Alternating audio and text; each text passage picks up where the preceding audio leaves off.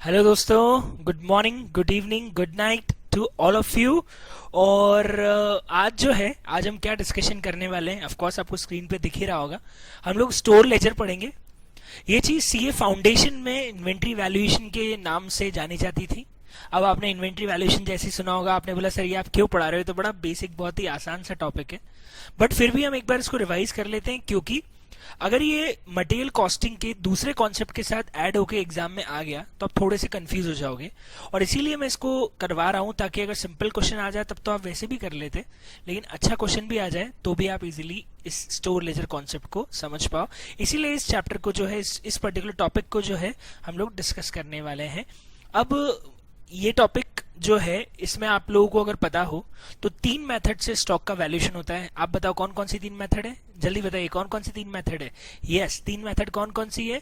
FIFO, LIFO and weighted average. Inter के अंदर भी यही तीन मेथड है, फीफो, लीफो और वेटेड एवरेज। सबसे पहले काम की बात लिख लो, बहुत काम की बात है, काम की बात है। और वो काम की बात है, मॉड्यूल में स्टोर लेजर का क्वेश्चन गलत सॉल्व किया गया है। ये मैं क्यों लिखवा रहा हूं? एक्चुअली इसका रीजन ये है कि बच्चे बाद में आके बोलते हैं कि सर ये मॉड्यूल में तो कुछ अलग ही लिखा है। तो मैं बोल रहा हूं ना कि मॉड्यूल में इसका क्वेश्चन गलत सॉल्व किया गया है, तो स्टोर लेजर जो है वो मॉड्यूल में गलत सॉल्व्ड है। तो आप प्लीज मॉड्यूल के क्वेश्चन को मत फॉलो कीजिएगा। जो मॉड्यूल में क्वेश्चन है इसमें बहुत सारी छोटी छोटी माइनर मिस्टेक्स है, आप उसको सॉल्व मत कीजिएगा। उसकी जगह हम लोग स्टोर लेजर के एक बहुत ही बेहतरीन क्वेश्चन को सॉल्व करेंगे, जो मॉड्यूल क्वेश्चन से भी हाई लेवल है। क्यों हाई लेवल है? क्योंकि उसमें सिर्फ स्टोर लेजर ही नहीं है, उसमें स्टोर लेजर के साथ साथ स्टॉक लेवल्स और इन्वेंट्री टर्नओवर रेशियो का भी क्वेश्चन एक साथ मर्ज हो जाता है। तो क्वेश्चन बेहतरीन बेहतरीन, बहुत ही बेहतरीन क्वेश्चन हो जाता है। ठीक है, हम उसी क्वेश्चन को सॉल्व करेंगे। और ये क्वेश्चन जो है, ये आईसीआई के रिवीजन टेस्ट पेपर में आया था, आरटीपी का क्वेश्चन है, तो वो हम सॉल्व करेंगे और उससे हम पूरी बात समझेंगे। ये क्वेश्चन मैंने नोट्स के अंदर भी इंक्लूड कर लिया है, मैं आपको बताऊंगा नोट्स में कहां पे है। लेकिन पहले आप मुझे बताओ, क्या आपको ये पता है what is the meaning of FIFO, what is the meaning of weighted average and what is the meaning of LIFO? जो पहले आया पहले जाएगा फीफो। अगर हम एवरेजिंग कर दें, सबको मिक्स कर दें, मतलब जो स्टॉक निकाले, बैलेंस निकाले, वो दोनों क्वांटिटी का वेटेड एवरेज करके निकाले या तीनों क्वांटिटी का वेटेड एवरेज करके निकाले, that is average method. LIFO में पुराना वाला बाद में जाएगा, नया वाला पहले जाएगा। ठीक है, अब एक चीज ध्यान रखना, अगर मान लो किसी क्वेश्चन में लिखा आ जाए कि साहब माल खराब हो गया, ऑफ कोर्स माल खराब हो जाएगा तो आपको इन्वेंट्री कम तो करनी पड़ेगी, तो मेथड वही लगेगी जो हमारी फॉलो हो रही है। अगर फीफो हो रही है तो जो खराब हुआ माल है वो ये माना जाएगा कि सबसे पहले वाले में से गया होगा। अगर लीफो है तो खराब हुआ माल ये माना जाएगा कि सबसे बाद वाले में से गया होगा। और एवरेज है तो ये माना जाएगा कि खराब हुआ माल एवरेज प्राइस पे ही गया होगा। तो ध्यान रखना, जैसे हम रॉ मटेरियल को इश्यू करते हैं तब जो प्राइस लेते हैं, अगर डिफेक्टिव आ जाए या माल चोरी हो जाए या शॉर्टेज हो जाए, तो भी उसको वैसा का वैसा ट्रीट करना जैसे माल इशू ही हुआ है। अब मैं आपको बता दूं, हमारे पास जो स्टोर लेजर का फॉर्मेट होता है, वो थोड़ा सा मैं स्टैंडर्डाइज फॉर्मेट बताऊं तो कैसा फॉर्मेट होता है, वहीं से चालू करते हैं बात। पहले आती है डेट, ठीक है, एक साइड आता है receipts, that is basically purchase, एक होता है इशू जो हमने यूज किया है रॉ मटेरियल वो, और एक आता है बैलेंस।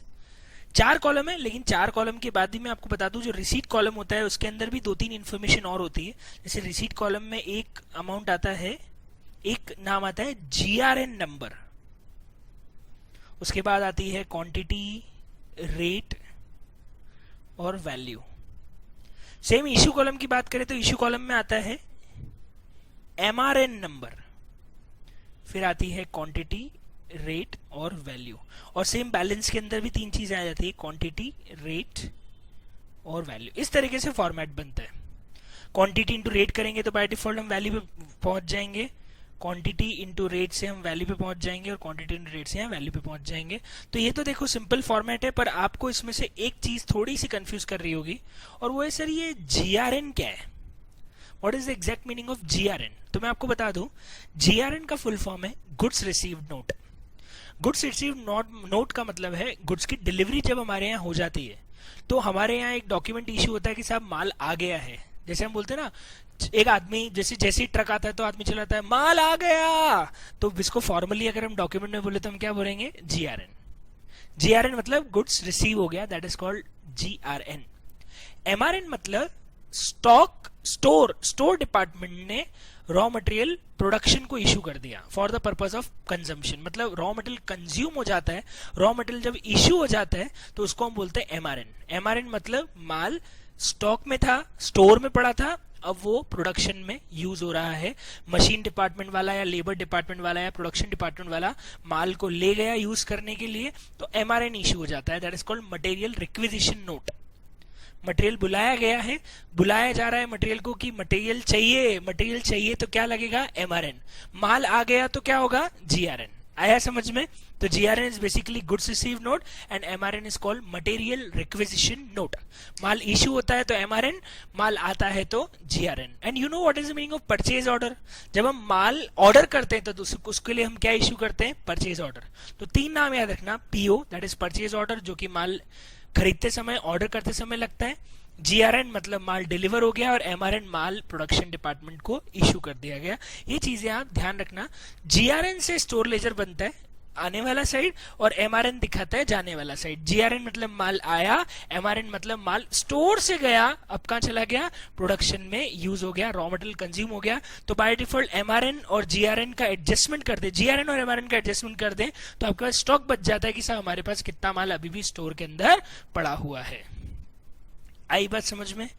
क्लियर है पूरा कॉन्सेप्ट? चलिए तो एक काम करते हैं, अब हम चालू कर सकते हैं एक बहुत ही बेसिक क्वेश्चन से, और बहुत ही बढ़िया क्वेश्चन है, और वो क्वेश्चन आपको मिलेगा कहाँ?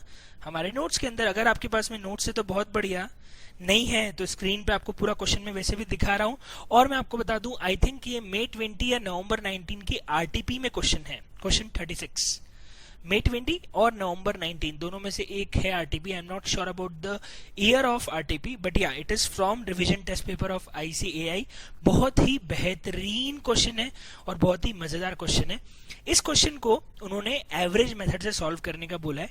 मैं आपको पहले पूरा क्वेश्चन एवरेज से करवाने के बाद सिर्फ स्टोर लेजर वाला पार्ट फीफो से भी करवा दूंगा, क्योंकि FIFO is not at all difficult, बहुत ही आसान है। पर ठीक है, मेरा भी करवाने में क्या जाता है, जब आसान है तो मुझे भी करवा लेना चाहिए। कम से कम ये तो होगा कि मैंने फीफो एवरेज सबसे करवा लिया। सबको पता है डिफरेंस कुछ खास नहीं है, लेकिन फिर भी नाम तो नाम है। चलिए तो हम बात करते हैं क्वेश्चन नंबर 36 की, और स्टार्ट करते हैं क्वेश्चन को। स्टोर लेजर का क्वेश्चन आपकी स्क्रीन पे सामने है, 1 करोड़ रुपए के लिए। चलिए, Arnav electronic manufacture electronic home appliances and it follows कौन सी मेथड? Weighted average method. हम इसको दोनों से करेंगे, पहले एवरेज से पूरा सॉल्व करेंगे, फिर फीफो पे जाएंगे, ठीक है? ओके। क्वेश्चन में बोला है 15/12/19 को एक परचेज ऑर्डर किया गया था 10,000 का 9930 की प्राइस पे। ओके, कैलकुलेटर तो उठा ही लेना, क्योंकि जितने बड़े फिगर दिख रहे हैं उसके हिसाब से कैलकुलेटर तो आपको लगेगा ही लगेगा, तो कैलकुलेटर तो पास में अरेंज कर ही लेना। 30/12/19 को एक परचेज ऑर्डर और किया गया 10,000 का 9780 का। ये 12वें महीने का है, ध्यान रखना है, this is from December month, ठीक है? ये दिसंबर महीने का है। जनवरी 1 को स्टॉक पड़ा है 3500 का। 1 मिनट यार, मेरे को एक चीज समझ नहीं आ रही है कि हम ये जो स्टोर लेजर बनाएंगे ये दिसंबर का बनवा रहे हैं या जनवरी का? अगर हम नीचे देखें तो क्वेश्चन में तो लिखा हुआ है कि स्टोर लेजर जनवरी महीने का बनाना है, और हमको 31 जनवरी मतलब क्लोजिंग स्टॉक फाइंड आउट करना है। वो तो स्टोर लेजर के वैल्यूएशन से आ जाएगा। तो फिर ये दिसंबर महीने की डिटेल दी क्यों है? छोड़ो ना यार, फोकट है, फालतू दी होगी, ट्रिंग ट्रिंग होगा, किसी काम का नहीं होगा। अभी अपन आगे की बात करते हैं। हमारा डेटा यहाँ से चालू होता है 1/1/2020 से, ठीक है? फालतू इन्फॉर्मेशन देती रहती है आईसीआई, ठीक है? 3500 यूनिट ओपनिंग स्टॉक की है, जिसको 9810 पे वैल्यू किया गया था। पिछली बार किया था अपने को, तो पका पकाया दे दिया है कि साहब स्टॉक हमारे पास कितने का है? 9810 का। अब देखो, जो परचेज ऑर्डर 15/12 को किया गया था वो 5/1 को आ गया। जीआरएन आ गया, मतलब माल आ गया। कब आया? 5/1 को। ये हमारे स्टोर लेजर की कौन सी साइड में आ जाएगा? रिसीट साइड में। कितना है अमाउंट? 10,000 रुपए का। और 5/1 को 10,000 क्वांटिटी है, अमाउंट तो यहाँ लिखा हुआ है, ये रहा अमाउंट, ये रहा अमाउंट। अच्छा, इससे अमाउंट पता पड़ जाएगा, चलो ठीक है। अच्छा, इसलिए ऊपर दिया डेटा क्या कि इससे अमाउंट पता पड़ जाएगी, 9930 में खरीदा है। बहुत बढ़िया, ठीक है, काम आ गई इन्फॉर्मेशन ऊपर की। अब देखें तो ये जो 10,000 क्वांटिटी आई है, लिखा हुआ है कि इसमें से 500 क्वांटिटी हमने आगे इशू कर दी। पहले बताओ हम कौन सी मेथड फॉलो कर रहे हैं, हम फीफो फॉलो कर रहे हैं, एवरेज फॉलो कर रहे हैं। तो हमें क्या स्पेसिफिक ये देखना है कौन सी क्वांटिटी जाएगा, या हमको पहले एवरेजिंग करनी पड़ेगी।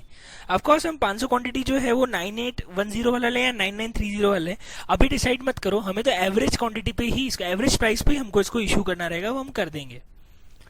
फिर मटेरियल रिक्विजिशन एक और आया 3000 क्वांटिटी का, फिर परचेज ऑर्डर आया 10,000 का एक और, फिर मटेरियल रिक्विजिशन आया 4,500 का, फिर जीआरएन आया वो 90 ऑर्डर का, जो 30/12 को दिया था ना, वो अब मिला 10,000 क्वांटिटी। फिर एमआरएन हुआ 90 ऑर्डर में से 400, फिर 13वें ऑर्डर में से 2200, 14वां 1500, फिर जीआरएन वापस आया, फिर मटेरियल रिक्विजिशन हुआ। मतलब आए गए आए गए आए गए, माल आया माल गया, माल आया माल गया, माल आया माल गया, आता गया जाता गया, आता गया जाता गया। हम तो हर बार जितनी जितनी तारीखें दे रखी है, हर बार स्टॉक लेंगे, एवरेजिंग करेंगे, फिर नया माल आएगा, फिर इशू करेंगे, फिर बैलेंस करेंगे, फिर एवरेजिंग करेंगे, ये करते रहेंगे हम तो, हमारा काम तो होता रहेगा।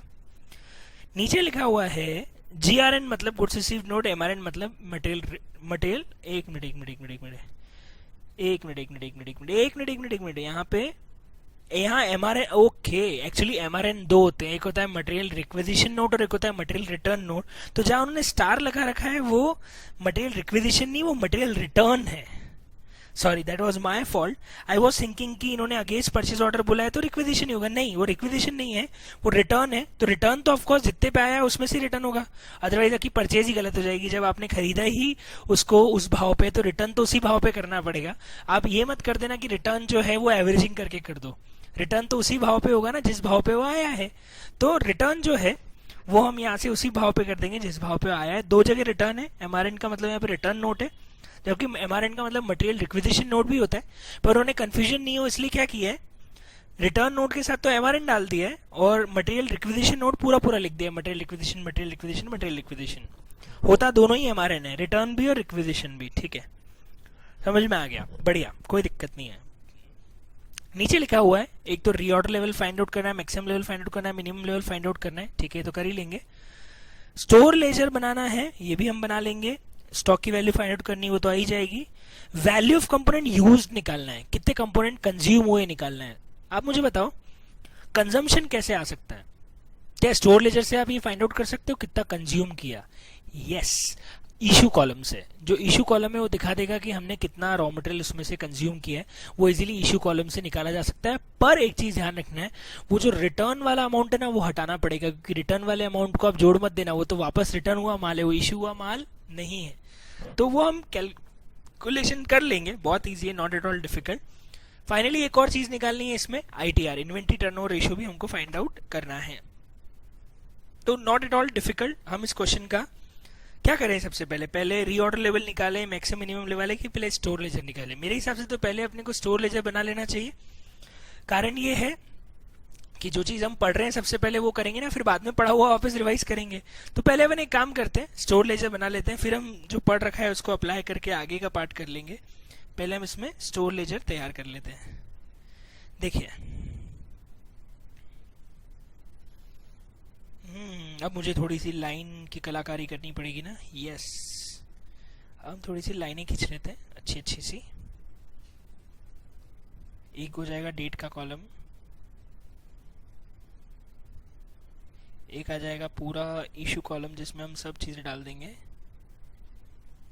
Sorry receipt column. एक आ जाएगा इशू कॉलम और एक आ जाएगा बैलेंस, ठीक है। तो यहाँ मैं लिख देता हूँ डेट, एमआरएन नंबर है, डाल देंगे जरूरत हुई तो, क्वांटिटी है, रेट है, वैल्यू है, जीआरएन नंबर है, क्वांटिटी है, रेट है और वैल्यू है, और फाइनली क्वांटिटी है, रेट है और वैल्यू है, ठीक। हमको बनाना है ये जनवरी 2020 के लिए, ये भी ध्यान रखना, हमको दिसंबर का डेटा नहीं लेना है, हमारा स्टोर लेजर तैयार होगा जनवरी 2020 का। करें start, we can start with the first amount. हमारा डेट चालू होगा 1/1/2020 और 1/1/2020 को सबसे पहले हमारे पास में ओपनिंग स्टॉक है, हमें वहीं से चालू करना है। क्वेश्चन में दिया था ओपनिंग स्टॉक कितनी क्वांटिटी का है, 3500 9810 वाली, मैं यहाँ लिख देता हूँ 3500 क्वांटिटी है and the quantity rate of the rate per unit is 9810। अब कैलकुलेटर उठा लो, मैं भी यहाँ पे कैलकुलेशन कर लेता हूँ। यस, 9810 इंटू 3500, यस, कैलकुलेशन के बाद 34355 इज अवर क्वांटिटी। चेक कर लीजिए, हमारी जो वैल्यू आ रही है वो आ रही है 3500 इंटू 9810 34355। ठीक है, इजी, आगे बढ़ते हैं।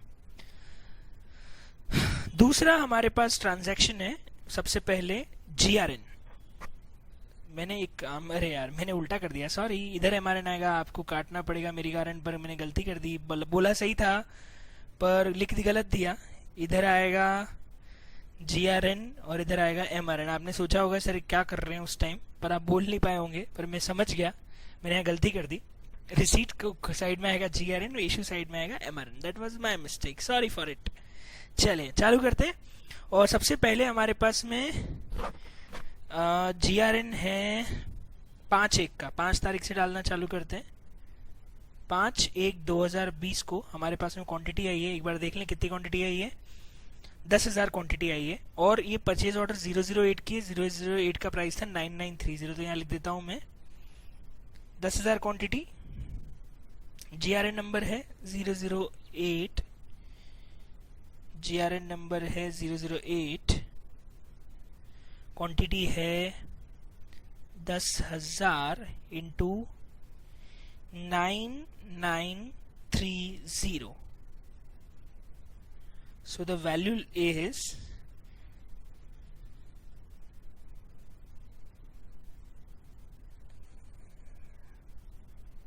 अब एक काम करते हैं, इसको थाउजेंड्स में ले लेते हैं, ऊपर एक काम करते हैं, इन थाउजेंड्स बना लेते हैं, क्योंकि अगर हम इतना बड़ा अमाउंट लिखने जाएंगे तो हमारे लिए लोचा हो जाएगा। इन थाउजेंड्स पूरा क्वेश्चन सॉल्व कर लेंगे। तो अब हम रेट को 9.93 मान लेते हैं, और रेट अगर 9.93 है तो मेरी वैल्यू आ जाएगी 99300। हमारे लिए इजी हो जाएगा, ऐसा कर लेना चाहिए। जब भी आपको लगे कि यार कुछ जीरो की गड़बड़ है तो थाउजेंड्स में आंसर निकाल लो, तो आपके जीरोस कम हो जाएंगे। तो अगर हम थाउजेंड्स में आंसर निकालें तो 99300 जो है वो हमारी सबसे पहले वैल्यू आ गई 99300। ठीक है, ओके। अब हम चलते हैं आगे और MRN की बात करते हैं। 5 तारीख को कुछ इशू भी हुआ है, रिटर्न हुआ है, सॉरी इशू नहीं हुआ है, this is basically return.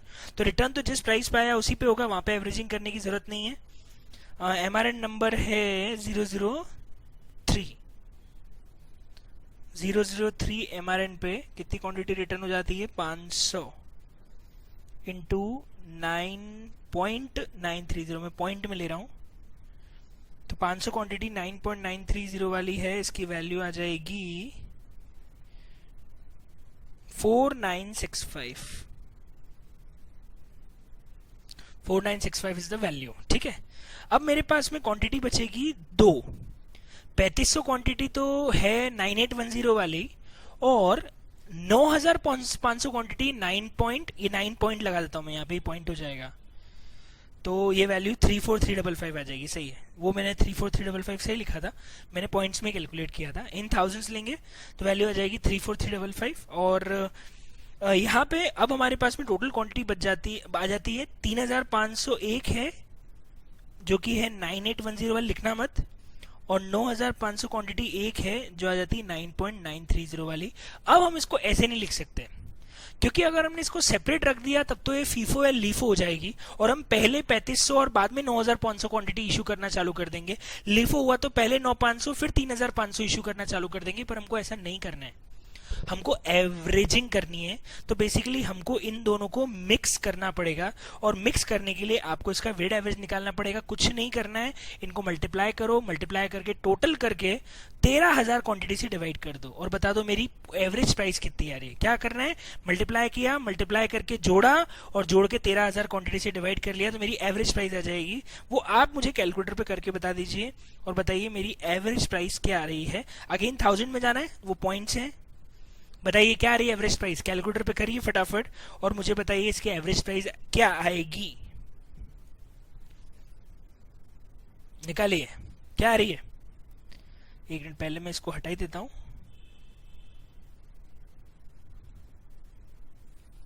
Yes, सही आंसर आ गया आप लोगों का। क्वांटिटी में लिख देता हूं सीधे, 13,000 है और एवरेज प्राइस है 9.898 और इससे हमारी वैल्यू आ गई 128670। चेक कर लीजिए आ रहा है अमाउंट। 13,000 इंटू 9.898 करना पड़ेगा। एवरेजिंग करिए मैंने, इजी। आगे बढ़ते हैं, ऐसे ही बस फटाफट फटाफट फटाफट फटाफट सॉल्व करते जाते हैं। ये हमारा यहाँ हो गया, ये हो गया, ये हो गया। अब हम चलते हैं 6 को। 6 को और इशू हुआ है, और रॉ मटेरियल इशू हुआ है, वो हम ले लेते हैं। अब इशू हुआ है, इशू ध्यान रखना एवरेज प्राइस पे ही करना है। 6 को इशू हुआ है 3,000 क्वांटिटी, एमआरएन नंबर है 11 नंबर का एमआरएन ले लेते हैं।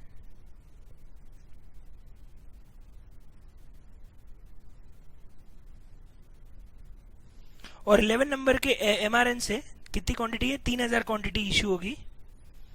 3,000 क्वांटिटी इनटू क्या करें अब, कौन सी प्राइस सर, अब तो एक ही प्राइस बची है। पहले लीफो और फीफो होता तो हमारे पास दो प्राइस होती, पुरानी और नई वाली, लेकिन यहाँ लीफो फीफो या एवरेज है। ऑफ कोर्स एवरेज है, तो प्राइस तो एक ही बची है 9.898। यही लेने का है बस, टेंशन ही खत्म। वैल्यू आ गई 29694। 29694 इज द वैल्यू। और इधर बच जाते हैं हमारे पास में अब 10,000 क्वांटिटी। अगेन 9.898 पे, क्योंकि नई क्वांटिटी आई नहीं है, वैल्यू हो जाएगी 98,980। ये हो गया सर हमारा सेकंड डेट। अब मैं थोड़ी सी स्पीड बढ़ा रहा हूं और फटाफट करूंगा। 7 को 6 तारीख हो गया, मटेरियल परचेज ऑर्डर एक और आया, 10 नंबर का एक और परचेज ऑर्डर लगाया है हमने। पर एक मिनट, ये तो परचेज ऑर्डर लगाया है, इससे हमको कोई मतलब नहीं है। परचेज ऑर्डर आएगा जीआरएन से, तब हमारा सेंस है। अभी परचेज ऑर्डर मारा है कि जीआरएन आ गया है, अभी परचेज ऑर्डर मारा है, उसका कोई यूज नहीं है। माल ऑर्डर किया है, फिजिकली तो आया ही नहीं ना, आएगा तब देखेंगे, इसको इग्नोर मारो। 10/1 को चलते हैं। 10/1 को मटेरियल रिक्विजिशन है 4500 क्वांटिटी। एक और ले लेते हैं सब, 10/1 को चलते हैं। 10/1 को अगेन मटेरियल रिक्विजिशन नंबर कौन सा है, आई थिंक 12 होगा, यस 12। 10/1 को 012 नंबर का मटेरियल रिक्विजिशन है जिसमें 4500 क्वांटिटी इशू हुई है। अगेन 9.898 पे होगी, क्योंकि हमारे पास में और कुछ तो है नहीं, और वैल्यू आ जाएगी 44541।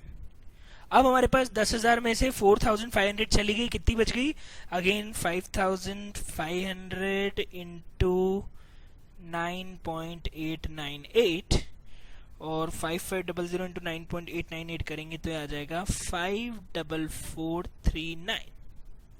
आया समझ में। ये हो गया हमारा 10/1 का मटेरियल रिक्विजिशन, ये भी खत्म।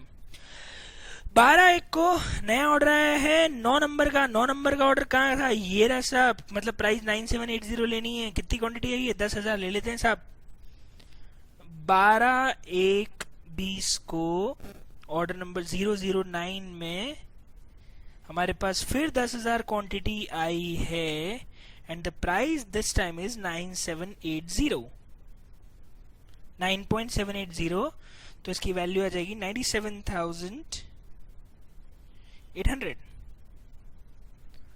97800 ये इसकी वैल्यू है। और अब हम ले लेते हैं, इसमें से भी कुछ रिटर्न हुआ था शायद, यस ये रिटर्न हुआ। इसी में से 400 क्वांटिटी यहीं से माइनस करते थे, सेम डेट को रिटर्न हो गया। 009 नंबर के मटेरियल रिटर्न नोट से हमने 400 क्वांटिटी वापस करनी है, सेम प्राइस पे। प्राइस है 9780, क्योंकि रिटर्न है, इशू नहीं है, जो इसमें हम एवरेज प्राइस लगा देंगे। 3912 is the return amount. 3912 is the return amount. So we are left with again two quantities. अब अपने को वापस एवरेज प्राइस निकालनी पड़ेगी. 5,500 पे 9.898 54439 एक वैल्यू चल रही है और 9600 क्वांटिटी है 9.780 वाली. आप उनको एडजस्ट करके इसकी एवरेज प्राइस आप खुद ही निकाल लीजिए. कुछ नहीं करना है, ओवरऑल वैल्यू को ओवरऑल क्वांटिटी से डिवाइड करना है. मिक्स कर दिया, total value divide by total quantity, बस यही तो एवरेजिंग हो गई. कुछ खास थोड़ी है, बहुत सिंपल है. कितना आ रहा है एवरेज प्राइस, निकालो फटाफट. अब मैं नहीं बताऊंगा कैसे निकालने का है. क्वांटिटी आ रही है कितनी, 15,100. 9600 और 5500 क्वांटिटी आएगी 15,100. क्या होगा इसका वैल्यू? वैल्यू बड़ा सिंपल है. क्या आ रही है average price? I think average price आ रही है 9.823.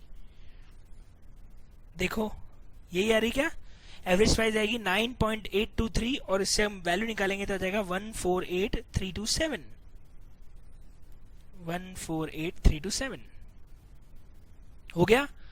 बहुत ही आसान. ये हमारा हो गया है 12/1 का. ये भी निपट गया. अब 15 और 24 दोनों तारीख को रिक्विजिशन एंड डाल देते हैं. अगेन अब एवरेज प्राइस कौन सी यूज होगी, जो हमने अभी निकाली है ऊपर 9.823, यही एवरेज प्राइस पे हम इशू करेंगे. 15/1 को एक रिक्विजिशन है और 24/1 को एक रिक्विजिशन है. दोनों डाल देते हैं. एक होगा 13 नंबर का, एक होगा 14 नंबर का. 2200 और 1500 क्वांटिटी साथ साथ में फटाफट डालते जाता हूँ. एक 13 नंबर का है, एक 14 नंबर का है. एक क्वांटिटी 2200 है, एक क्वांटिटी 1500 है. ऊपर नीचे तो नहीं कर दी मैंने, सही है. एक 97 सॉरी क्या इशू होगी प्राइस, 9.780 नहीं 9.823 और नीचे वाली भी इशू होगी 9.823. वैल्यू लेते जाते हैं इधर. जो वैल्यू आएगी, एक आएगी 12,900, एक आएगी 11,400. मल्टीप्लाई कर लेना आप, 12,900 और 11,400.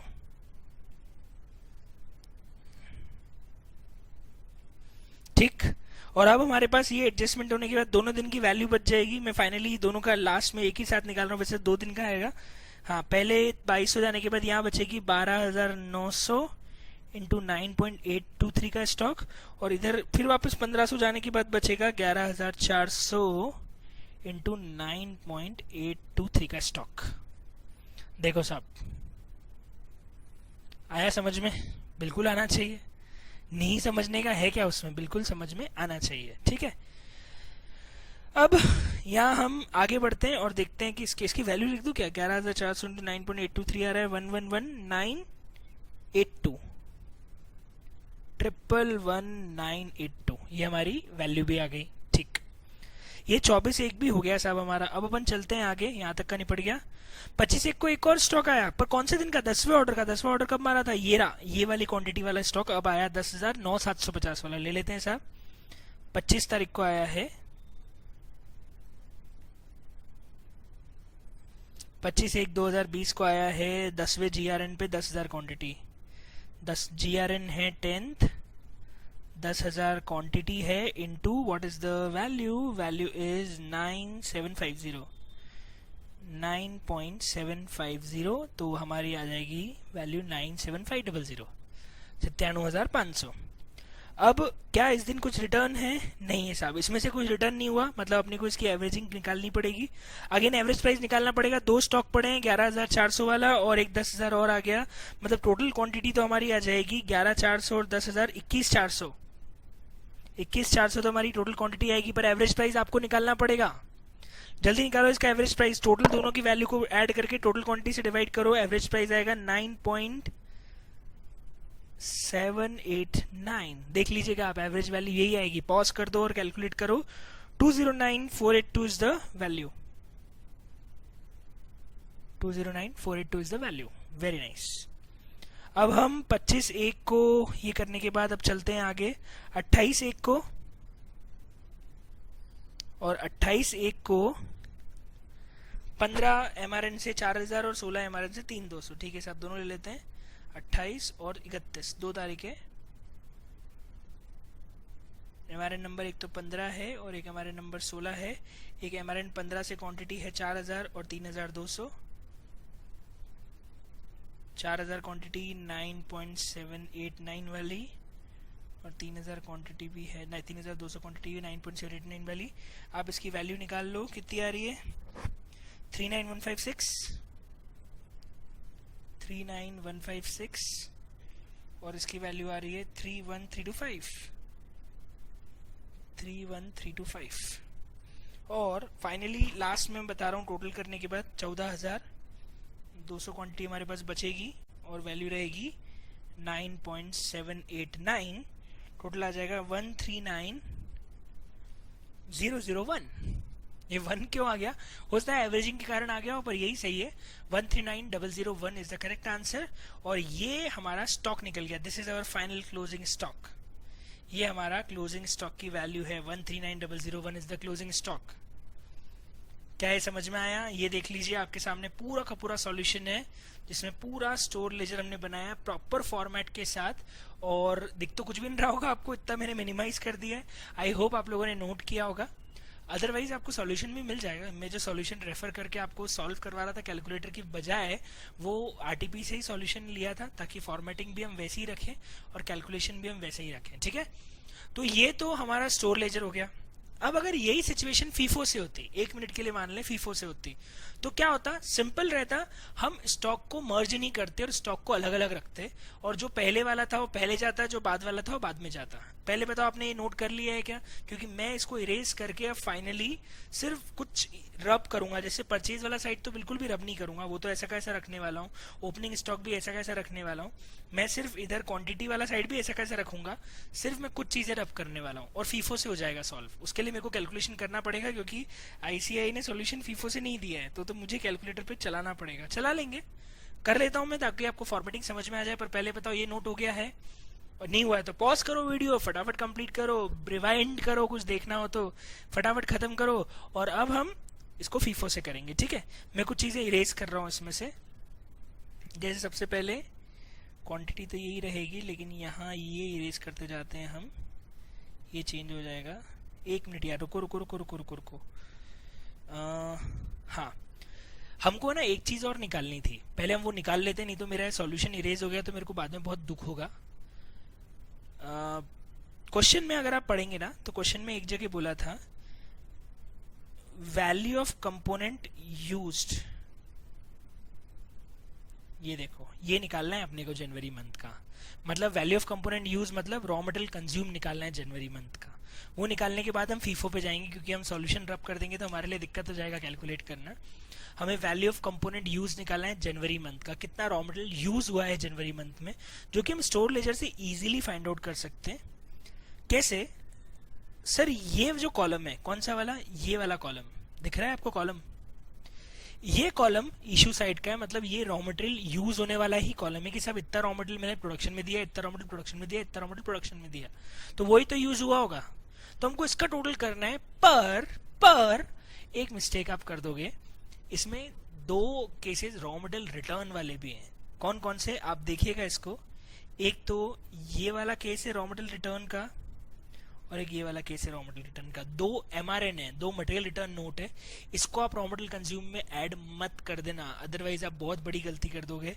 इन 2 को छोड़ के बाकी सारे अमाउंट आप टोटल कर लीजिए। मैं एक बार ऐड कर लेता हूँ। 29, अब मैं कैलकुलेटर पे ऐड कर रहा हूँ। 29694 plus 44541 plus 12900 plus 11400 plus 39156 plus 31325। आपका टोटल जो रॉ मटेरियल कंज्यूम्ड आ रहा है, एक मिनट, मैंने कोई अमाउंट मिस किया क्या? 1 मिनट मेरे को चेक करने दो। 29694 सही लिया है, 44541 लिया है, 21611 आ रहा है एक अमाउंट जो मैं लेना भूल गया। मैंने एक गलती कर दी, मैंने एक मिस्टेक कर दी, मैंने यहाँ पे अमाउंट गलत लिख दी। यस, ये 2 अमाउंट गलत है, मैंने कैलकुलेशन चेक नहीं किया, ये 2 अमाउंट गलत है। मैं इसको पहले ठीक कर देता हूँ। एक है 21611, ओके, आप लोगों ने शायद कैलकुलेटर पे चेक करके लिखा होगा, नहीं लिखा तो 2-4 गालियां दे दो और काट के वापस सही लिख दो। ठीक है, ओके।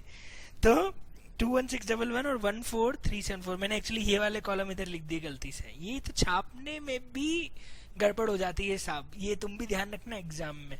टीपना भी अपने आप में एक कला है, जो कि मेरे को भी नहीं आती, शायद आपको भी नहीं आती, तो टीपना भी नहीं आता साहब मुझे। कितना सीधा बच्चा था मैं एग्जाम में। चले, अब अपन टोटल लगा लेते हैं।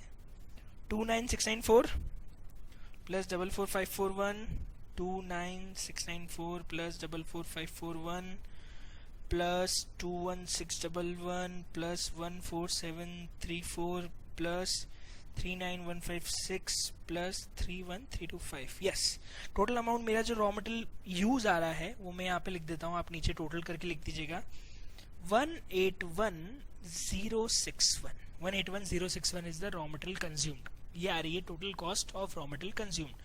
रॉ मटेरियल यूज की टोटल वैल्यू आ रही है 181061। ये आ गया, बहुत बढ़िया। अब एक काम करते हैं, अब मेरे को इस पूरे की जरूरत है क्या? चलो एक काम करते हैं, एक बार पहले पूरा एवरेज से सॉल्व करके फिर ही आखिरी फीफो कराऊंगा, क्योंकि अगर सॉल्यूशन वापस मेरे को काम आ गया तो गड़बड़ हो जाएगी। ठीक है, तो एक तो मैंने ये डेटा निकाल लिया, एक मैंने ये मेरा पूरा हो गया, ये मैंने निकाल लिया। अब एक काम करते हैं, आईटीआर भी पहले निकाल लेते हैं, फिर स्टॉक लेवल पे चलेंगे। चलिए आईटीआर निकाल लेते हैं। आईटीआर का फॉर्मूला बोलो, याद करो, मैंने क्लास में इन्वेंट्री टर्नओवर रेशियो पढ़ाया था। क्या होता है formula? Raw material consumed upon opening plus closing divide by 2। याद आ रहा है? बहुत बढ़िया। रॉ मटेरियल कंज्यूम कहां से लाएंगे साहब? लिखा हुआ है अभी ऊपर ही लिख रखा है, ये रहा, ये रॉ मटेरियल कंज्यूम्ड है 181061, लेकिन हमको साथ में चाहिए ओपनिंग और क्लोजिंग की वैल्यू और उसका डिवाइड बाय 2। तो ओपनिंग वैल्यू और क्लोजिंग वैल्यू हमको स्टोर लेजर से मिल जाएगी क्या? जी हाँ, ओपनिंग वैल्यू दी हुई है 34355 और क्लोजिंग वैल्यू दी हुई है 139001 और लगा देंगे इसके नीचे 2, तो हमारा आईटीआर आ जाएगा, और हमारा आईटीआर आ रहा है 2.09 टाइम्स। चेक कर लीजिए साहब, ये हमारा एक और कैलकुलेशन हो गया इन्वेंट्री टर्नओवर रेशियो, और वो है 181061 divide by opening plus closing का एवरेज, और हमारा आईटीआर आ गया 2.09 times. Easy, I think it is very easy. आगे बढ़ते हैं और चलते हैं अगले पार्ट पे। और क्या पूछा है साहब? ये पार्ट अब मजेदार है, हमको तीनों स्टॉक लेवल पूछ लिए। कौन कौन से मैं बताता हूं आपको। एक हमसे पूछा है आरओएल, यस। दूसरा हमसे पूछा है मिनिमम लेवल, और तीसरा हमसे पूछा है मैक्सिमम लेवल। पहले इन तीनों के फॉर्मूले तो याद करा दूं मैं आपको। याद करो, आरओएल के 2 फॉर्मूले होते हैं, लेकिन अगर क्वेश्चन में मिनिमम लेवल भी फाइंड आउट करना हो, मिनिमम लेवल नहीं दिया हो, तो हम फॉर्मूला यूज करते हैं maximum consumption into maximum lead time. याद आ रहा है फॉर्मूला? बिल्कुल याद आना चाहिए। अगर हम मिनिमम लेवल की बात करें तो मिनिमम लेवल का फॉर्मूला क्या होता है? यस, मिनिमम लेवल का फॉर्मूला होता है ROL minus average consumption into average lead time. और अगर हम मैक्सिमम लेवल की बात करें तो मैक्सिमम लेवल का फॉर्मूला होता है आरओएल प्लस आरओक्यू, जिसको हम ईओक्यू भी बोलते हैं, minus minimum consumption into minimum lead time. तो practically we have 3 formula, we have to find out 3 things, ROL, maximum and minimum level. 3 फॉर्मूले हैं और ये हमारे पास में डेटा हमको लगेगा। अब हमको क्या क्या निकालना पड़ेगा सर? इस क्वेश्चन में हमको कंजम्पशन निकालने पड़ेंगे, minimum maximum average, lead time निकालना पड़ेगा, मैक्सिमम मिनिमम एवरेज तीनों लग रहा है, और साथ में आरओक्यू दैट इज ईओक्यू, कितना परचेज ऑर्डर है, क्या साइज ऑफ ऑर्डर है, वो भी मुझे, रीऑर्डर क्वांटिटी कितनी है वो भी मुझे निकालनी पड़ेगी। तो 3 4 चीजें हमें इस सिचुएशन में कैलकुलेट करनी है। अगेन हम क्वेश्चन पे चलते हैं और हम ट्राई करते हैं सारी चीजें फाइंड आउट करना। एक तो हम मैक्सिमम कंजम्पशन पहले फाइंड आउट कर लेते हैं। आपको ये देखना है कि किसी भी एक दिन में सबसे ज्यादा क्वांटिटी कितनी यूज हुई है, मैक्सिमम कंजम्पशन पर डे क्या रहा है हाईएस्ट। तो देखो, कंजम्पशन ढूंढने के लिए हमें किस पे जाना पड़ेगा बताओ? परचेज ऑर्डर पे, जीआरएन पे, मटेरियल रिक्विजिशन पे। ऑफ कोर्स मटेरियल रिक्विजिशन बताएगा कि हमने कितना रॉ मटेरियल एक दिन में इशू सबसे ज्यादा किया है, मतलब उसी दिन सबसे ज्यादा रॉ मटेरियल कंज्यूम हुआ है। तो ढूंढो कौन से रिक्विजिशन में हाईएस्ट रॉ मटेरियल कंजम्पशन है किसी भी दिन। ढूंढना चालू करें तो साहब 6 तारीख को 3000 है। मैं 1 मिनट इसको थोड़ा सा रब कर देता हूं ताकि ये चीजें आपको थोड़ा डिस्ट्रैक्ट नहीं करेगी। ये लो साहब, हटा दिया साहब, ये हट गया। अब ढूंढो। सबसे पहले sir material requisition, material return मत ढूंढ लेना, कंजम्पशन निकालना है, वापस बोल रहा हूँ। मटेरियल रिक्विजिशन 6 तारीख को 3,000 है, 7 तारीख को 10, सॉरी परचेज ऑर्डर नहीं, रिक्विजिशन फिर 4,500 है 10 तारीख को, फिर 15 तारीख को 2,200 है, फिर रिक्विजिशन 1,500 है, फिर मटेरियल रिक्विजिशन 4,000 है, फिर 3,200 है। ढूंढो ढूंढो ढूंढो ढूंढो ढूंढो, कोई और रिक्विजिशन आ रहा है क्या? हाईएस्ट रिक्विजिशन कौन सा दिख रहा है इन सब में? 4,500। मतलब यहाँ पे हम मानेंगे कि हाईएस्ट कंजम्पशन 10 जनवरी को एक दिन हुआ था, हम इसको लिख सकते हैं कि ये हमारा मैक्सिमम कंजम्पशन है 4,500। आया समझ में? मतलब हमको ऊपर दिए गए डेटा का ही यूज करना है। दूसरा, हम मिनिमम कंजम्पशन भी ढूंढ लेते हैं कि हमने पर डे सबसे कम कंज्यूम कौन से दिन किया है। ढूंढते हैं ढूंढते हैं ढूंढते हैं, हाईएस्ट तो 4,500 मिल गया, वापस ढूंढो 3,000, 4,500 तो हो गया, 2,200, 1,500 ये मिला है साहब मिनिमम वाला अमाउंट।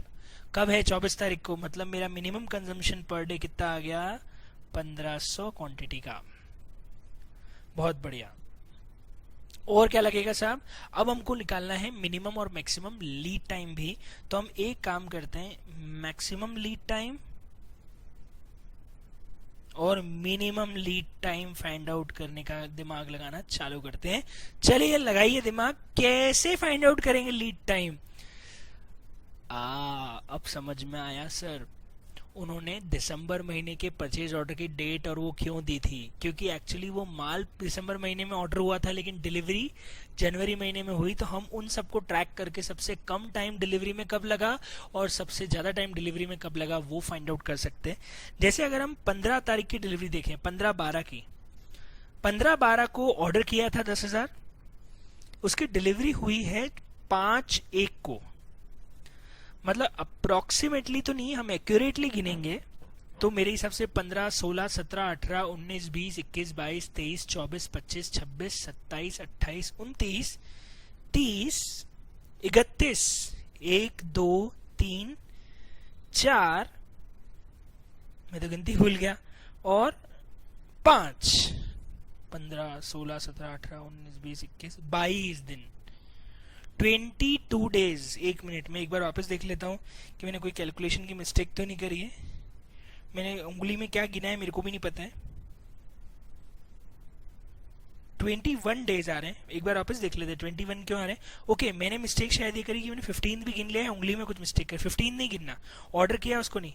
16, 17, 18, 19, 20, 21, 22, 23, 24, 25, 26, 27, 28, 29, 30, 15 दिन तो ये हो गए। 31, 1, 2, 3, 4, 5, इतनी 15, 16, 17, 18, 19, 20, 21, 21 डेज। एक्चुअली मैंने 15 भी गिन लिया था, वो नहीं गिनने का है।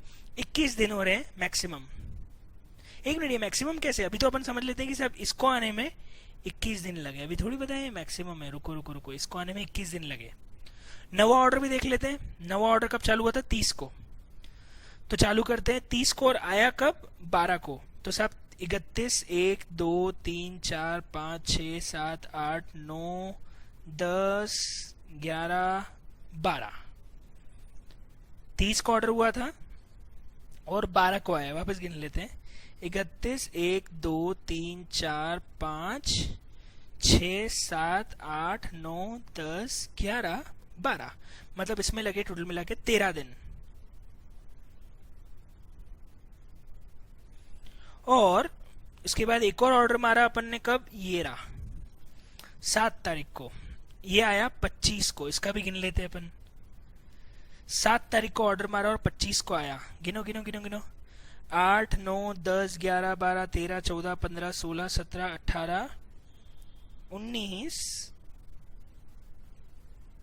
20, 21, 22, 23, 24, 25, ये आया 18 दिन में। वापस गिन लेता हूँ। 8, 9, 10, 11, 12, 13, 14, 15, 16, 17, 18, 19, 20, 21, 22, 23, 24 और 25, 15 और 3, 18 दिन में ये ऑर्डर हमारा आ गया। तो ये आया 18 डेज में हमारा ऑर्डर आया। ठीक, अब मैं आपको बता दूं, बताए मॉड्यूल, ये जो आरटीपी का सॉल्यूशन है उसमें एक गलती है। ऊपर वाला 21 डेज ठीक है, 16 से गिना हमने, 16, 17, 18, 19, 20, 21, 22, 23, 24, 25, 26, 27, 28, 29, 30, 31, 1, 2, 3, 4, 5, मतलब 15 और 6 टोटल मिला के हो रहे हैं 21 दिन। 21 डेज हो गए, ठीक है। अगला जो ऑर्डर है, ये 30 को ऑर्डर किया तो 31 से गिनेंगे, क्योंकि ऊपर वाला कैलकुलेशन 21 डेज कब आ रहा है, जब 16 से गिन रहे हैं। तो यहाँ भी हम वापस चालू करते हैं। 31, 1, 2, 3, 4, 5, 6, 7, 8, 9, 10, 11, 12, ये आया साहब 13वें दिन, 13 दिन हुए। एक्चुअली आरटीपी में गलती से इसको 14 डेज लिया हुआ है, शायद एक बार मैं बता देता हूँ, तभी मैं इतना कंफ्यूज हो गया कि क्या हुआ। पर मैंने 2 बार इसलिए चेक किया, उन्होंने 30/12 से 12/1 को 14 डेज लिए और 15/12 से 5/1 को 21 दिन लिए। तो मुझे क्यों पता नहीं कुछ गड़बड़ लग रही है कि 13 दिन होने चाहिए। तो मैं इसका सॉल्यूशन 13 से करवा रहा हूँ। आप एक बार फिंगर्स में और कर लेना, मैं गलत हो दूँ, पर मुझे तो मैंने 2 बार चेक कर लिया, मुझे तो 13 दिन ही गिन रहे हैं। 30/12 से वापस गिनेंगे 13 दिन ही होने चाहिए, 14 कैसे आ रहे? 31, 1, 2, 3, 4, 5, 6, 7, 8, 9, 10, 11, 12, एक और बार गिन रहा हूं, यहां तक होते हैं 12, ये हो गया 13। ठीक है, 13 दिन ही हो रहे। आरटीपी में गलती से 14 डे लिया हुआ है और 13 होना चाहिए। ठीक, कर लेना उसको। ठीक, ओके, मैंने तो 13 से ही करवा रहा हूँ क्योंकि मुझे वही सही लग रहा है। तो अब देखो, 3 ऑर्डर है, एक 21 दिन है, एक 13 दिन है, 18 दिन है। तो मिनिमम और मैक्सिमम लीड टाइम आ गया। यस, मैक्सिमम लीड टाइम है 21 और मिनिमम लीड टाइम है 13। अब हमारे आंसर्स बदल जाएंगे क्योंकि हमने 13 डेज यूज किया है, जबकि मॉड्यूल ने जो आंसर निकाला, आईटीपी में जो आंसर आया वो 14 डेज से आए हैं। तो उन्होंने 2 अलग अलग जगह पता नहीं क्या किया है, पर 13 दिन ही आना चाहिए इनकी स्ट्रेटेजी, और अपनी स्ट्रेटेजी के हिसाब से सही है। अब हम ये भी निकाल चुके हैं। अब फाइनली एक चीज और निकालनी है, आर ओ क्यू। और आर ओ क्यू क्यों एक सेकंड, एवरेज भी निकाल लेते ना इससे। एवरेज इसलिए लगेगा क्योंकि 21 और 13 का डिवाइड करके 2 कर लेते हैं, तो ये आ जाएगा 34 divide by 2, 17 days. Average 17 days आ रहा है, आ गया। 21 और 13 कर दिया, 17 दिन का एवरेज आ गया। फाइनली इसमें आरओक्यू भी निकाल लेते हैं, कितनी क्वांटिटी ऑर्डर कर रहे हैं। अच्छी बात है, आप पूरे क्वेश्चन को देख लो, सब जगह क्वांटिटी सेम ऑर्डर कर रहे हैं, मतलब शायद ये ईओक्यू होगी। 10,000 यूनिट हम हर बार ऑर्डर कर रहे हैं। अब देख लो, हमारे पास में सारा डेटा है, मैक्सिमम कंजम्पशन है, मिनिमम कंजम्पशन है, मैक्सिमम लीड टाइम है, मिनिमम लीड टाइम है, एवरेज लीड टाइम है, एवरेज कंजम्पशन भी आ जाएगा। एवरेज कंजम्पशन निकालना हो तो यहाँ पे लिख देता हूं मैं, एवरेज कंजम्पशन आ जाएगा 3000। ठीक है, एवरेज भी आ गया, मैक्सिमम आ गया, मिनिमम आ गया, एवरेज लीड टाइम आ गया, आरओक्यू आ गया। बताओ अभी ये क्वेश्चन हो जाएगा कि नहीं हो जाएगा? बचा क्या, फॉर्मूला पुटअप करके बस आंसर निकाल ले। आरटीपी में जो सिर्फ चेंज है वो ये है कि उन्होंने 14 डेज कैलकुलेट किए, बट मैंने 3 बार उंगलियों पे गिन लिया, मेरे तो 13 दिन ही आ रहे। आई am not sure about it कि उन्होंने 14 कैसे निकाला है। तो ये है पूरा सिचुएशन और ये है पूरा का पूरा कैलकुलेशन। बड़ा ही जोरदार, बड़ा ही मजेदार, बड़ा ही बेहतरीन क्वेश्चन था। आया? अब अपने को क्या करना है, उसी क्वेश्चन को ऊपर एक बार फीफो से फटाफट कर लेते तो हमारा टेंशन खत्म हो जाएगा। और इसके बाद आपको मैं बता दूं, जो मैंने आपको नोट्स दिए हैं उसमें एक क्वेश्चन सॉल्व्ड है, वो भी आप कर लेना, कोई खास नहीं, वो एवरेज और फीफो से ही है, तो वो भी इजीली आप सॉल्व कर सकते हो। There is nothing difficult, easily solve हो जाएगा। पर मैं आपको इस क्वेश्चन को एक बार पहले फीफो से करवा देता हूं ताकि हमारा ये टेंशन भी खत्म हो जाए। तो अपन इसी को फीफो से सॉल्व करते हैं।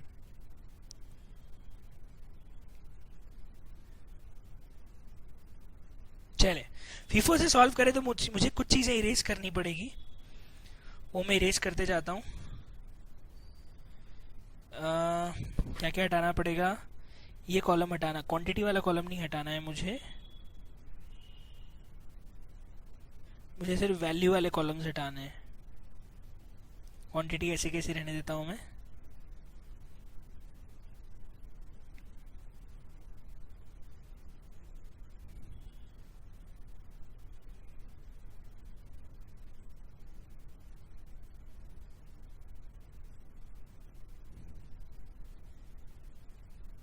यस, यहाँ तक तो सब ठीक है। इधर भी हम सिर्फ क्वांटिटी वाले कॉलम तो दोनों हटाने पड़ेंगे। इधर तो पूरा इरेज करना पड़ेगा मेरे को, क्योंकि इधर तो हम वापस कैलकुलेशन पूरा करेंगे ही। तो इधर तो मैं पूरा इरेज कर ही देता हूँ।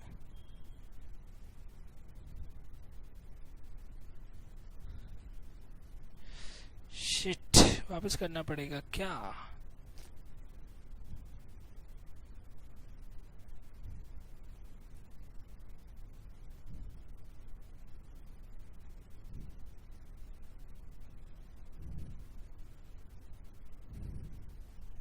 आप फिर से जितने फॉर्मेट बना लीजिए पूरा, और देखिए परचेज वाला साइड तो ऐसा कैसा लिख रहा हूं मैं, उसमें कुछ करना नहीं क्योंकि परचेज वाला साइड तो सेम रहेगा, परचेज से कोई इस चीज का इफेक्ट आने वाला नहीं है। लेकिन अब हम इशू वाला साइड और बैलेंस वाले साइड को देख लेते हैं और अब हम लिखना चालू करते हैं वापस से अगेन फर्स्ट। एक तो हमारा MRN था वो एज इट इज चला जाएगा, उसमें तो हमको चेंज करना ही नहीं है, वो तो 9.930 पे एज इट इज चला जाएगा, इसको तो हटाओ बीमारी। अब हम देखें तो हमारे पास में दो क्वांटिटी आ जाती है, हम दोनों को लिख देते हैं। 3500 क्वांटिटी आ जाती है 9.810 वाली और बची है 9500 क्वांटिटी, वो आ जाती है 9.930 वाली। अब ध्यान रखना मैं फीफो में अलग अलग ही रखूंगा, आप चाहे वैल्यू को टोटल करके एक साथ लिख दो चलेगा, लेकिन क्वांटिटी और प्राइस को अलग अलग रखना पड़ेगा। उसका लॉजिक, उसका रीजन ये है कि हम जब आगे इशू करेंगे तो हम पुराने वाले को पहले यूज करेंगे, बाद वाले को बाद में यूज करेंगे, तो ऑफकोर्स मुझे उसको सेपरेट ही रखना पड़ेगा। याद करो मैंने क्लास में जब समझाया था तो मैंने बोला था कि फीफो इज लाइक मम्मी के टमाटर। मम्मी टमाटर का क्या करती, क्या मम्मी टमाटर को एक साथ फेंक देती है? नहीं, मम्मी अलग अलग रखती है, पुराने और नए टमाटर अलग रखती है, पहले पुराने यूज करती है, बाद में नए यूज करती है। वैसे ही हम भी पुराने को पहले यूज करेंगे, नए को बाद में यूज करेंगे।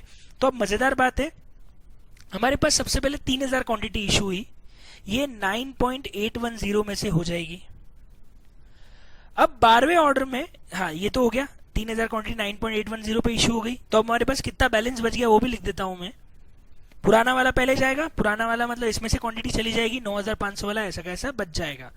अब मैं यहाँ पे लिख देता हूँ साहब 500 क्वांटिटी तो पुरानी वाली पड़ी है 9.810 वाली, और 9500 क्वांटिटी पूरी की पूरी नई वाली पड़ी है 9.930 वाली। ये हमारा स्टॉक का बैलेंस फिर बच जाएगा। 12वां जो ऑर्डर आया था, कितनी क्वांटिटी का 12वां ऑर्डर था, शायद मैंने वहां इरेज कर दिया। 12वां रिक्विजिशन था 4500 क्वांटिटी का, तो 4500 के भी दो टुकड़े करने पड़ेंगे। पहले 500 क्वांटिटी इशू होगी 9.810 वाली, और फिर बची हुई 4000 क्वांटिटी इशू होगी 9.930 वाली। जो पहले पड़ा हुआ है वो पहले चला जाएगा, बची हुई क्वांटिटी इधर से आ जाएगी। तो 12वें ऑर्डर में 500 क्वांटिटी 9.810 वाली वो पड़ी हुई, वो खत्म, और 9500 में से 4000 इशू हो गई, तो यहाँ बच जाएगी 5500 क्वांटिटी। बस एक ही बची, अब पुरानी वाली खत्म हो गई सारी 9.930 वाली। ठीक, यही स्टॉक बचेगा। फिर हमारे पास 10000 क्वांटिटी आई, लेकिन उसमें से 400 क्वांटिटी वापस डालनी पड़ेगी, 9.780 वाली वापस चली जाएगी, जितने में खरीदा उतने में बाहर कर देंगे। अब बैलेंस कितना बचा हमारे पास? 5500 क्वांटिटी तो बचेगी पुरानी वाली 9.930 वाली जो ऊपर से चली आ रही है, प्लस हमारे पास नई क्वांटिटी भी आ जाएगी। ये क्वांटिटी आएगी 10000 9 कितनी 9600, क्योंकि 400 चली गई, 9600 9.780 वाली। अलग अलग रखना है, अलग अलग भी रख दिया। आगे देखें तो अगला कैलकुलेशन है 2200 पुरानी जाएगी सबसे पहले, क्योंकि 5500 पड़ी हुई है, तो 2200 पुरानी की पुरानी एज इट इज डाल देते हैं। 2200 चली जाएगी 9.930 वाली। अब हमारे पास बच जाती है पुरानी वाली में से कितनी, 500 में से 2200 चली गई, तो ये आ जाएगी 3300 9.930 वाली, और 9600 9.780 वाली। आया समझ में? अब 1500 क्वांटिटी भी पुराने में से डालनी है, क्योंकि पुरानी पड़ी हुई 9.930 वाली। 3300 में से 1500 और चला गया, अब कितना बच गया? 1800 क्वांटिटी बची 9.930 वाली, और 9600 क्वांटिटी पूरी बच गई 9.780 वाली। ये वैल्यू निकल जाएगी यहाँ से। अब हम वापस देखें तो हमारे पास और नई क्वांटिटी आ गई 10000। अब हमारे पास दो नहीं 3 स्टॉक हो गए, तो अब हम 3 स्टॉक को कैरी करेंगे। कैसे? 1800 क्वांटिटी आ गई 9.930 वाली, 9600 क्वांटिटी आ गई 9.780 वाली, और 10000 क्वांटिटी और आ गई 9.750 वाली। बहुत बढ़िया, ये भी हो गया। अब फाइनली 4000 इशू करनी है। अब मजा आएगा। 4000 किस में से? 4000 में एक साथ इशू नहीं कर सकता, इसके लिए भी दो इशू करनी पड़ेगी। 1800 इशू करूंगा 9.930 वाली, और 4000 में से 1800 जाने के बाद बचेगी 2200 क्वांटिटी 9.780 वाली।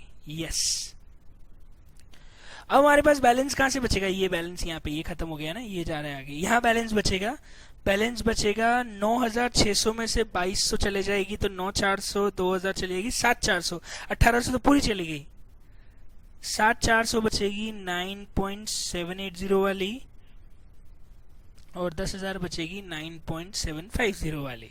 ठीक, फाइनली 3200 क्वांटिटी भी किसमें से चली जाएगी? ये भी हम यहाँ पे रख देते हैं। अब जो 3200 क्वांटिटी है ये भी 7400 में से जाएगी 9.780 वाली, मतलब हमारे पास 3200 माइनस होंगे तो 7200 माइनस 4200 क्वांटिटी बचेगी 9.780 वाली, और 10000 पूरी क्वांटिटी बचेगी 9.750 वाली। इन दोनों की वैल्यू को ऐड कर देना, यही हमारा क्लोजिंग स्टॉक आ जाएगा। ये है फीफो मेथड, मतलब फीफो में कुछ नहीं करते, अलग अलग रखते हैं, जबकि यही मेथड अगर एवरेज होती तो हम इसकी एवरेज प्राइस निकाल के इसको सॉल्व करते। ये जो हमने सॉल्व किया ये फीफो से है, अगर मेरे को लीफो से करना होता तो मैं उल्टा कैलकुलेशन कर लेता तो मेरा पूरा आंसर लीफो से भी आ जाता। पर आप देखो 14200 टोटल क्वांटिटी आ रही थी हमारी एवरेज में भी, हमारी यहाँ पे भी क्वांटिटी टोटल 14200 ही आ रही है, बस वैल्यू चेंज हो जाएगी क्योंकि वहाँ एवरेज का यूज किया था, यहाँ पे फीफो का यूज किया है। बताओ सब समझ में आया? तो मैंने फीफो से ही बता दिया, मैंने एवरेज से ही बता दिया, मैंने कॉम्प्रिहेंसिव क्वेश्चन ही बता दिया, मैंने inventory turnover ratio stock level निकालना ही बता दिया, लीड टाइम का कैलकुलेशन भी इस तरीके से क्वेश्चन आएगा तो बता दिया, स्टोर लेजर का कंसेप्ट भी पूरा बता दिया, इन्वेंट्री वैल्यूएशन उसी को बोलते हैं। तो आई थिंक अब आपको स्टोर लेजर में कोई दिक्कत नहीं आएगी, और मेरे हिसाब से ये हमारा स्टोर लेजर टॉपिक भी कंप्लीट हो जाता है। इसके पहले मैं मार्जिनल वर्सेस एब्जॉर्प्शन की वीडियोस भी डाल चुका हूं, वो भी आप देख लीजिएगा।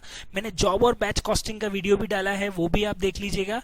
और मैं अब कॉस्टिंग थियरी की लिंक आपको शेयर करना चालू करूंगा यूट्यूब पे डले हुए लेक्चर्स पर, उनकी लिंक मैं आपको शेयर कर दूंगा ग्रुप पे, तो अब आप कॉस्टिंग थ्योरी देखना चालू कर सकते हो। पहले ही लेक्चर के अंदर डिस्क्रिप्शन के अंदर उसके नोट्स भी मिल जाएंगे, आप उसको भी डाउनलोड कर सकते हो। तो नेक्स्ट लेक्चर में कॉस्टिंग थियरी की लिंक जो है वो आपको शेयर होना चालू हो जाएगी, और वो यूट्यूब पे अवेलेबल है, मैं उसकी लिंक जो है वो ग्रुप पे शेयर कर दूंगा। तो स्टोर लेजर भी मेरी तरफ से हो गया है खत्म। अब इंटरेस्टिंग चीज है कि हमारा लगभग पूरा कंप्लीट हो गया है सिलेबस, हम लोग जितनी चीजें थी सब कंप्लीट कर दी है। आप टेस्ट के लिए प्रिपेयर हो जाइए। अब मैं आपका एक फुल साइज टेस्ट लेने वाला हूं, आधा करके, आधा सब्जेक्ट एक बार और नेक्स्ट 7 दिन के बाद आधा सब्जेक्ट वापस से। तो मैं आपको 7 दिन की मोहलत दे रहा हूं, आप लोग अब कॉस्ट रिवाइज करना चालू करो। मैं आधे चैप्टर्स का टेस्ट लूंगा और मैं आपको बता रहा हूं कौन से आधे चैप्टर्स का मैं टेस्ट लेने वाला हूं। मैं उसको ग्रुप पे शेयर कर दूंगा ताकि जिन बच्चों ने वीडियो भी नहीं देखा उसको भी क्लियर हो जाए। तो मैं बता दूंगा कौन कौन से चैप्टर्स का मैं टेस्ट लेने वाला हूं। तो ये हमारा स्टोर लेजर खत्म हो जाता है। 37 क्वेश्चन सॉल्व्ड है, आप सॉल्व कर लीजिएगा, आई थिंक उसमें कोई मिस्टेक भी नहीं है। तो ये हमारा 37 क्वेश्चन का आंसर भी आप एक बार होमवर्क के फॉर्म में लेके इसको सॉल्व कर लीजिएगा, ठीक है। तो ये हमारा हो गया है स्टोर लेजर पूरा कंप्लीट। धन्यवाद आपका, thank you so much, enjoy, good day, bye bye, thank you.